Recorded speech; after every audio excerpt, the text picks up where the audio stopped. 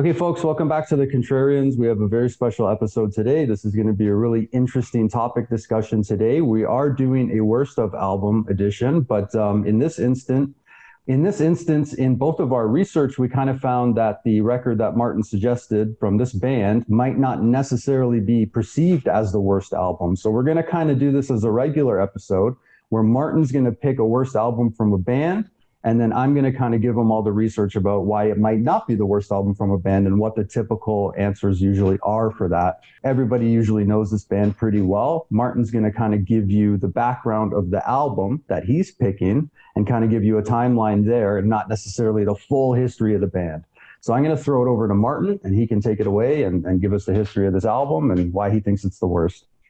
All right. Thanks for that, Marco. Yeah. So as Marco explained, this is kind of like a regular Contrarians because we discussed ahead of time, well, this album's coming pretty low, but it may not be the absolute worst. And then we thought, well, let's just kind of structure it like that. So we're going to go through it and then Marco's going to refute. And then he's got some cool stats about this whole thing. So the album that I have picked as the worst AC/DC album of all time is this one. Rock or Bust. And as Marco alluded to, we're not going to go through a whole history of the band, but obviously, so this is a very late period album. It's the second to last one that they have put out. We start in October 20th, 2008 with the Black Ice album. It's produced by Brendan O'Brien. It's the first one in a long time and everybody loved it. I mean, well, put it this way, I loved it. I thought it was great. A lot of people like it quite a bit. It went double platinum. I was very, very pleased with that record. I thought it was a long record full of a lot of great songs. I was really championing the band and happy that I loved this album because AC/DC is one of my favorite bands of all time. I've even said they are my favorite band of all time. But then what happens is April 2014. So now we're quite a ways down. Malcolm is seriously ill. In between, he was actually diagnosed with lung cancer. But he's said to be seriously ill, and typical of the AC/DC camp, things are kept pretty quiet. There's not a lot of elaboration on what is wrong with dear old Malcolm. Mid 2014, it's Malcolm has retired. He is not part of this band anymore. He won't be going out on tour, etc. May 3rd to July 12th, 2014, they're in Vancouver again with Brendan O'Brien. They're working on this album. September 2014, band announces that he's absolutely retired permanently. Like it sounds like something is pretty serious here. And then there's a little bit of investigative reporting. I guess September 26th, it's announced that he has dementia and he's going to be in a nursing home. So we know it's kind of over, unfortunately, for Malcolm as part of this band at that point. October 7th, 2014. They put out the Play Ball song as an advanced single, and it's sort of associated with Major League Baseball. And I loved it. I thought it was a great song. I had high hopes for this album. I thought, okay, Black Ice was great.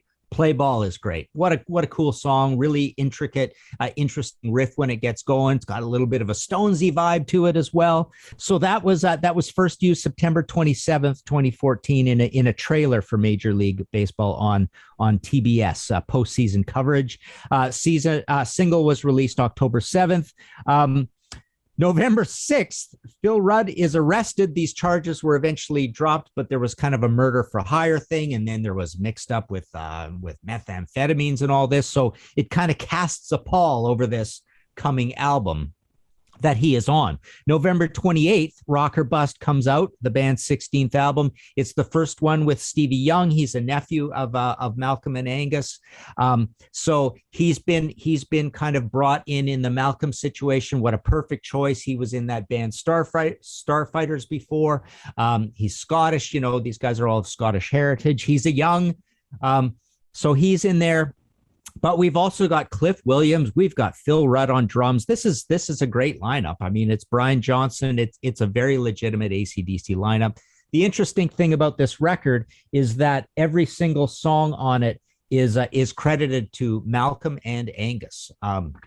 So it's essentially those two guys. And I think as Marco's going to explain to you a little bit, there's a little bit of how it comes together. One thing I quite liked about Rock or Bust, before we get into what I don't like, they did go a little above and beyond the Call of Duty with the packaging and came up with a lenticulated, whatever they call it, cover.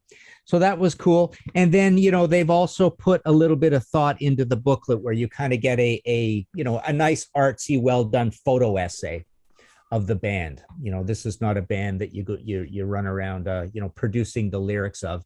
But, notably Phil Rudd, he was 10 days late for the sessions. They were going to replace him.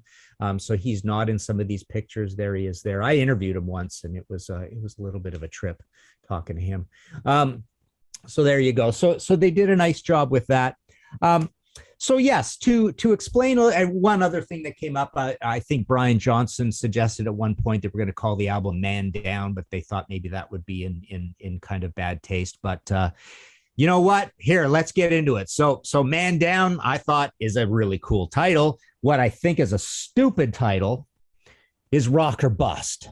I swear, I look at these titles and it's like, I'm already thinking this is like a Scorpions Best of Rockers and Ballads, English as a second language thing.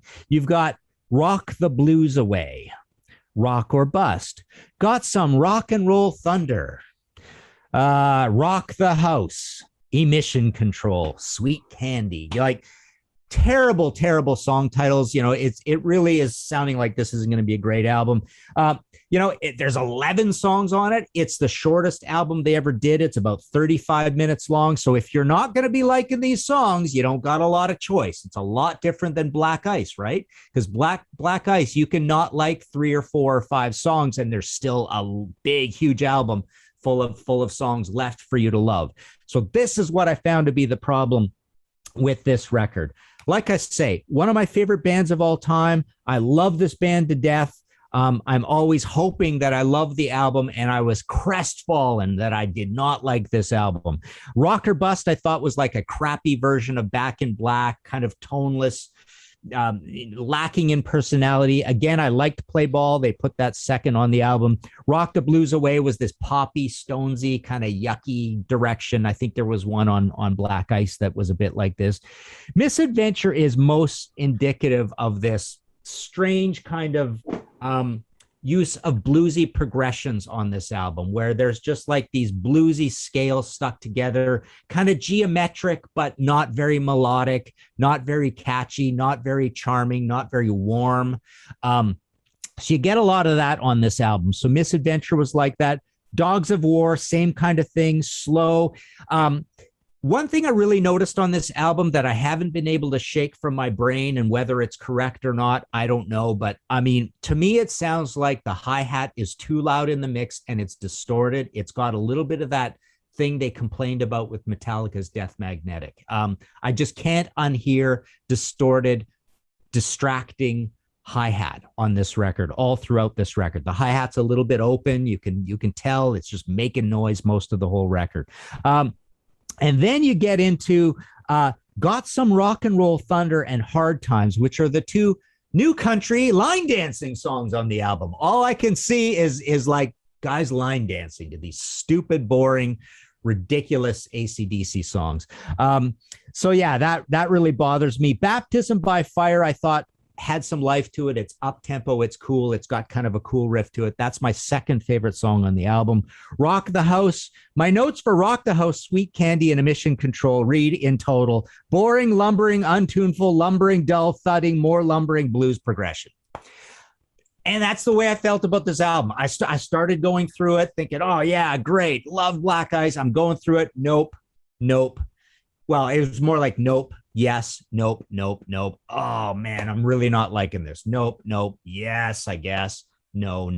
And pretty soon, 35 minutes, the album is over. So that's it. That's why I don't like Rock or Bust.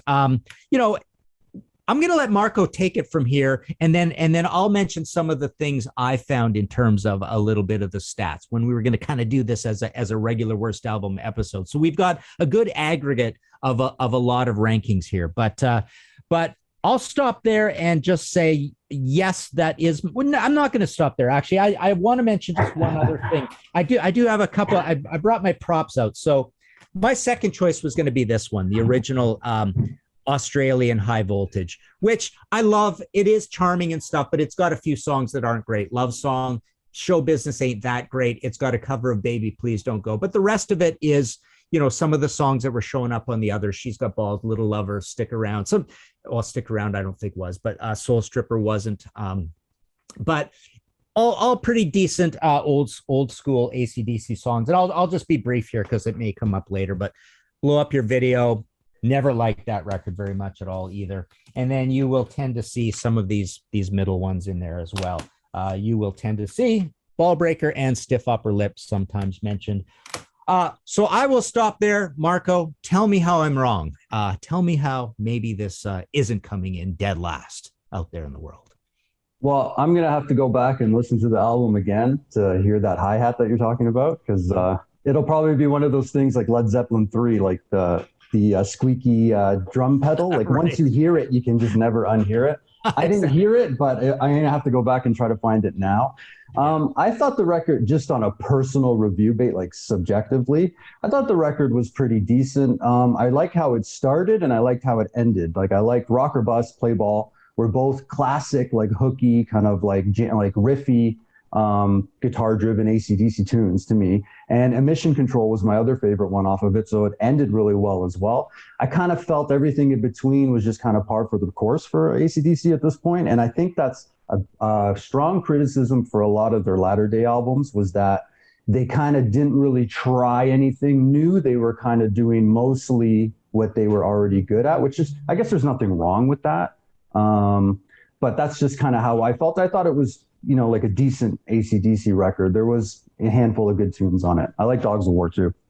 But yeah, I don't disagree with you about like Got Some Rock and Roll Thunder and stuff. Even the theme about thunder, I think they mentioned thunder as a lyric in a couple of songs on this album alone, let alone Thunderstruck and, you know. But anyway, that's just nitpicking. But yeah, so the album was recorded. I think most of the songs came from old demos that Angus and Malcolm had done together from previous recordings. I think that's kind of how that came about. So a lot of these songs, I think the album in general was kind of like Malcolm's last album in that sense, is that he, you know, like a lot of these old riffs and stuff had to do with a lot of the songs that they ended up putting on this record.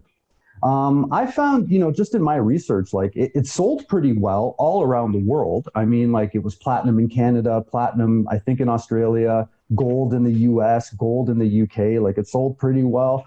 The critical reviews were pretty good. I mean, like AllMusic gave it 4 stars. The Observer gave it 4 stars. User reviews on AllMusic gave it 4 stars. So AllMusic said they sound the best when they're lean, when there's not much fat on the bone, when they choose not to indulge in a fourth chord. Rocker Bust, the group's 15th studio album, benefits from a modest sense of scale. And they gave it 4 stars, and the user reviews gave it 4 stars. A lot of my rankings lists that I found that it did rank pretty low. I've got maybe like 7 or 8 rankings lists here. It never came in last in any of the ones I found, but it did rank pretty low. But there was usually about 4 or 5 albums below it. So I found probably the album that ranked the lowest the most was Fly on the Wall. A lot because of the production. People cited production issues on that one. Not a lot of standout songs on that one. I think there was only a couple. Sink to Pink and Danger, I think, were kind of a couple of songs that people had mentioned. But, you know, one review, Sea of Tranquility, actually said Fly on the Wall sounded like the band was on autopilot. The Sea of Tranquility, so Pete Pardo, he ranked Rocker Bust 13. He actually said he listened to it a lot when it came out, and he actually admitted that he could even rank it a little bit higher. But he did say it was a nice, compact, fun, solid album. And he mentioned Rocker Bust, Play Ball as 2 of his favorite songs from the record. Stiff Upper Lip was Sea of Tranquility's last place. Rate Your Music had Rocker Bust 14 out of 19. Who Made Who was last on that list. Who Made Who got 0 out of 10. They gave Who Made Who 0 out of 10. Fly on the Wall came in second last, and they gave it 2 out of 10. Rocker Bust came in at 14th, and they gave it 5 out of 10. Best ever albums had Rocker Bust come in pretty low at 16, but below it, Fly on the Wall, Who Made Who, Blow Up Your Video, Stiff Upper Lip, Power Up. So that's like 5 records. And that's an aggregate website that takes kind of like all these different statistics from all over the internet and kind of puts it in like in a very computerized way, right? So that one had Back in Black and was #1 on best ever albums. I should probably say what was #1 on these lists too. Sea of Tranquility had Let There Be Rock be #1. Rate Your Music had Highway to Hell as #1. So you see also a lot of shuffling around with the #1 albums too. I had High Voltage as like the international release of High Voltage is my favorite AC/DC album, and I championed that one on this show. Tone Deaf the Brag ranks Rocker Bust at 14 out of 20. And again, Fly on Your Wall was in last place. Blow Up Your Video was 19th. High Voltage, the Australian version, was 18th. So that came in low on that rankings list as well.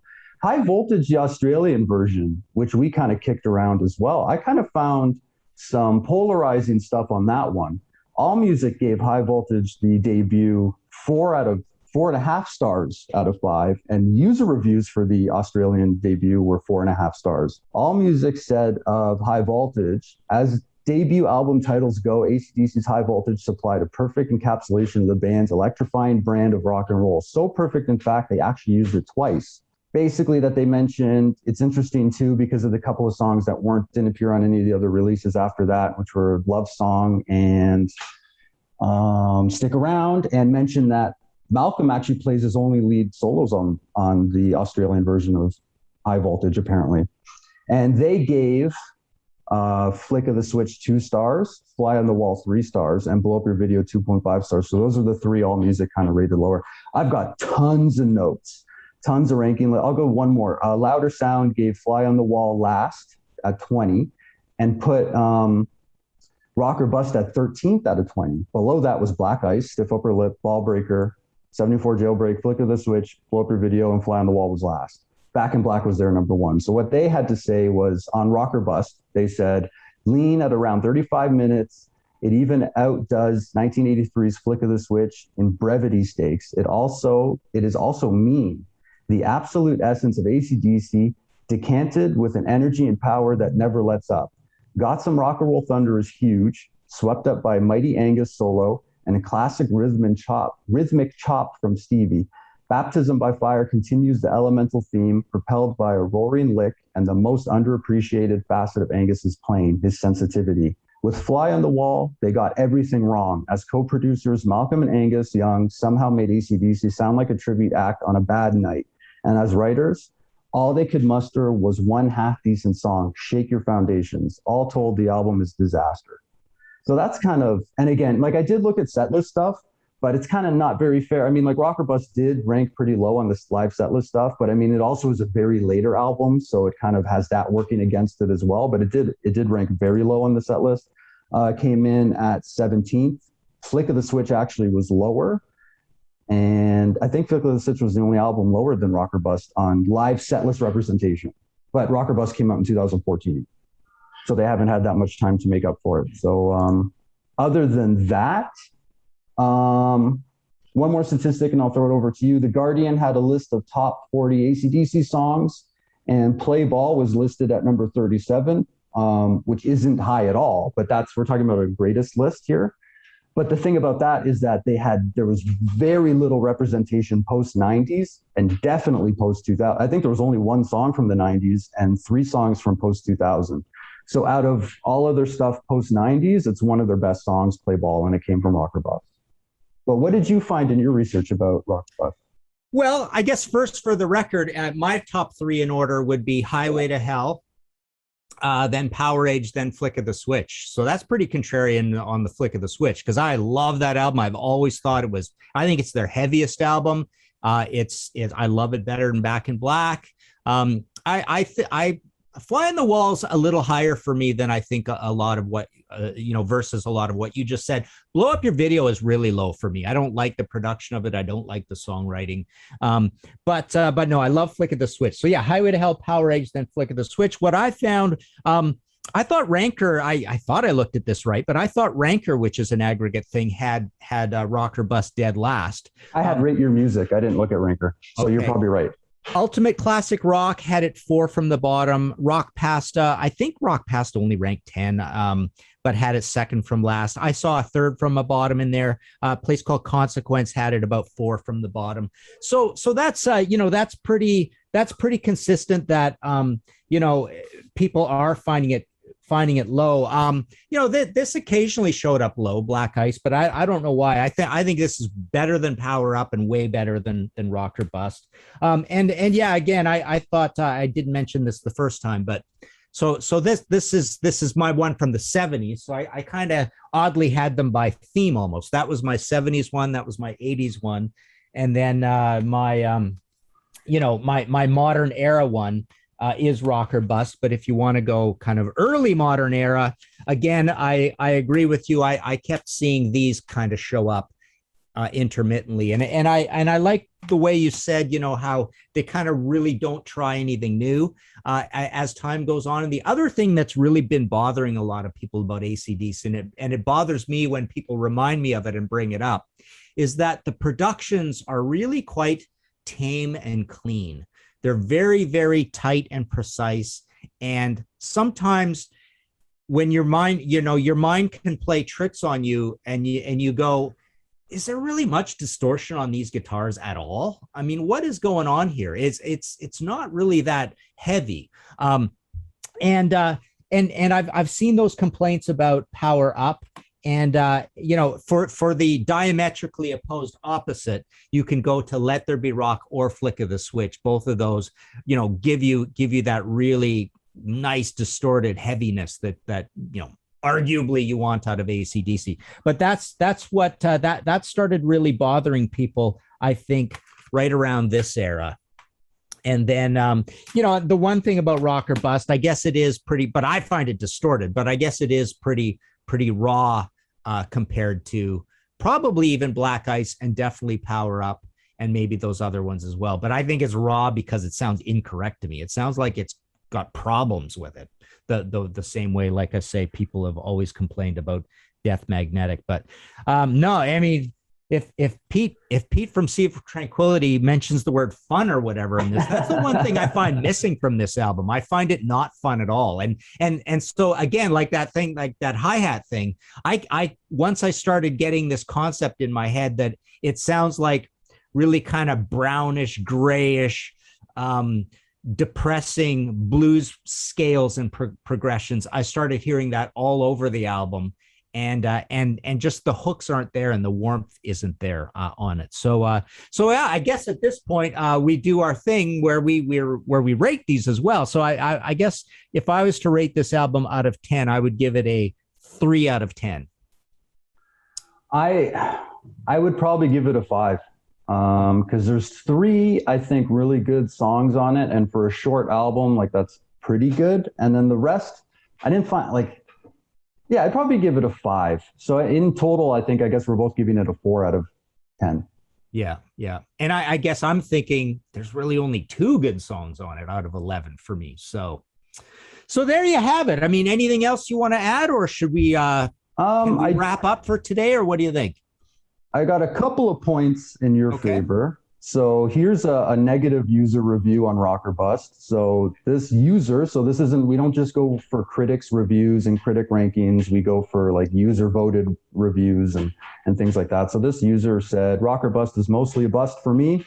Newer fans might not immediately recognize the problem due to the slick production and likable performances by Brian Johnson and Angus Young.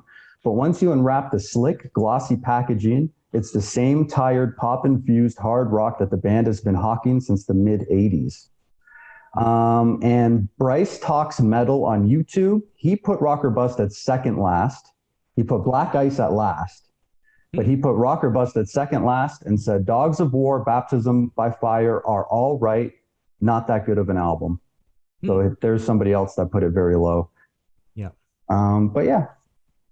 Cool. All right. Well, there you go. Rock or Bust. Maybe our show has been a bust. Maybe you don't agree with us, but anyways, I've just, unfortunately, I just this album annoyed me as I started going through it the first time, and it never came up for me. So so there you go. This is a hybrid regular Contrarians worst album. Let us know in the comments below what you think the worst ACDC album is. We've got a Patreon situation. Marco's been really good at having the Patreon shows, and they're always unpredictable. They're different kind of configurations of different Patreon subscribers who are on those shows. Sometimes it's all of us together. Sometimes I've been asked to just answer some questions, but Marco's been doing some good duo shows over there, and occasionally the really cool ones we after they've been Patreon exclusive, we've brought them onto the regular YouTube. So yeah, we'd love it if you subscribe to Patreon, but let us know in the comments below everything you think about these ACDC choices, and we'll talk to you again next time.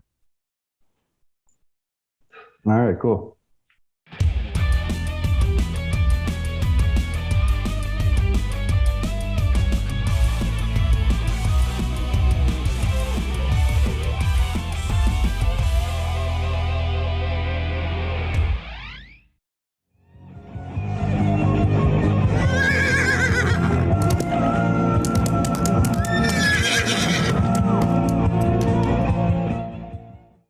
That's it, dude.